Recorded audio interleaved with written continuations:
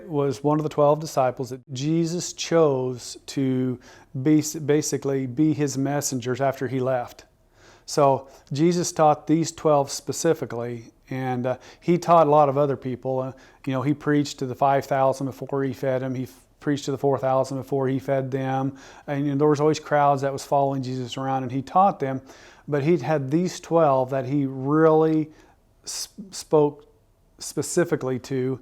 And Jesus even said, I talk to the people in parables, but I talk to you in specifics so that you understand, so that when I'm gone, you can carry on the gospel and spread it throughout the world. So Judas was one of the original 12 that was to have the gospel and to take the gospel to the world.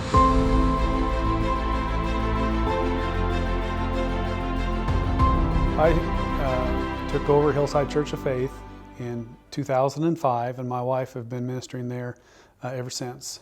So it's been 18 years.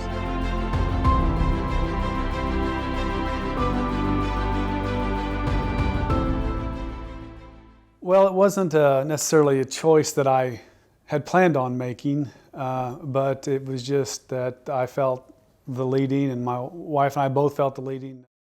When I was 9, we had a revival up at the Shumway Church, and that's when I originally went to the altar and dedicated myself to God. Then when I got a little older, I kind of, stepped away a little bit, kind of did my own thing for a while, but the Holy Spirit kept nudging me to get back into a more of a closer relationship with Him, and that struggle, took, a few years, but eventually I did give in and say, all right, God, it's just you and me. This is just going to be us, and I surrender myself to you now. What do you have in store for me? And not long after that, He brought my wife into my life, and that was a great foundation to have. And from there, we got married and had some kids, and then I felt a calling that I was to do more. I felt like I needed to go farther, and so then I took my ordination classes and became an ordained minister. And then in 2005, our current minister retired, and I really felt like God had put us in this church to take over as the minister. So they agreed with that, and we took over, and we've been there ever since.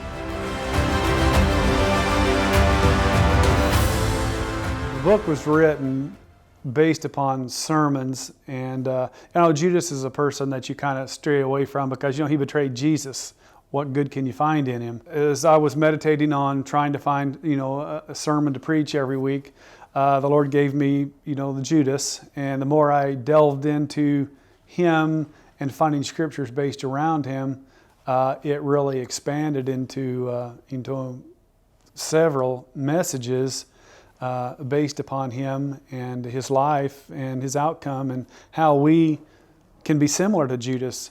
And if we find ourselves in that position, he's an example of how not to be, and that we should change course.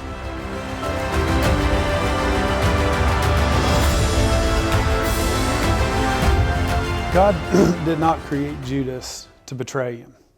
Okay, that was not God's intention.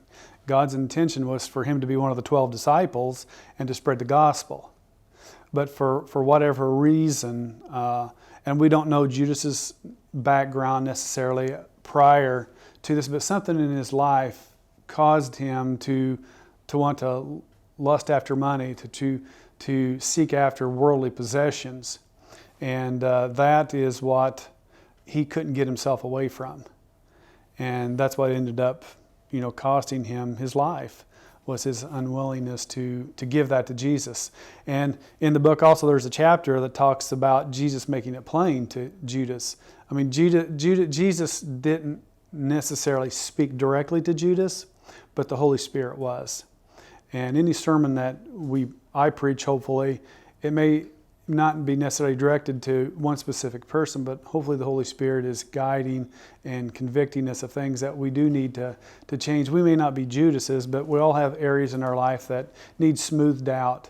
And sometimes, though, there are big strongholds in our lives that we do need to give to Jesus. Sometimes we need deliverance from. Sometimes we need to speak to a preacher, a counselor, somebody to help us get rid of those things. Otherwise, it's going to, like Judas, continue to lead us down the wrong path, and we may end up paying the consequences for it.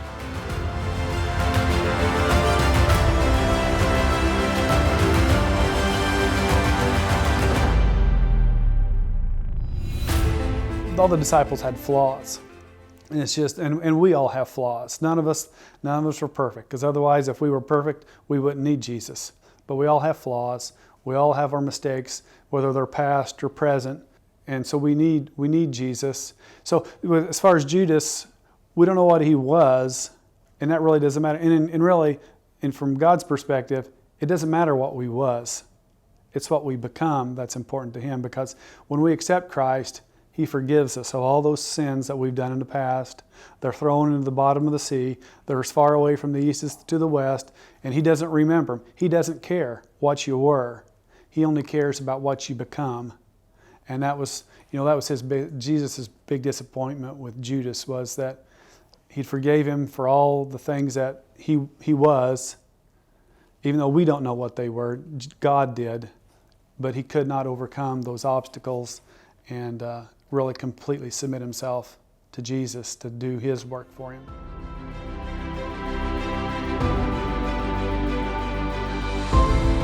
What if Judas would have chosen differently?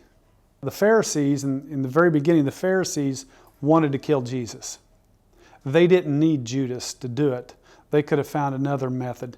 And Paul, even when he went to Jerusalem, when he was a disciple, they almost killed him. He didn't need anybody to betray him. It's just the Jews seen him there and they attacked him. At some point in time, the Pharisees would have found somebody else or just grabbed him and crucified him because of the blasphemy and so forth that he was committing, that they were so against. So Judas had the opportunity to make something of his life. Pharisees didn't need him, but he chose to go to them and try to make some easy money, because Jesus really disappointed him. And that's something else I guess I would like for people to understand in the book, is that Jesus will disappoint you if you have the wrong expectation of him. Judas' expectation was, and many people's expectation was, that Jesus was going to come and deliver them from Roman rule. And when Judas realized that was not what he was going to do, he was disappointed, and therefore thought, hey, maybe I can make some money before Jesus dies and goes away, and then I'll have some extra cash, and it'll all be good. So hopefully people will learn they are not bound by their circumstances, but that they can rise up above them and be successful in their Christian walk.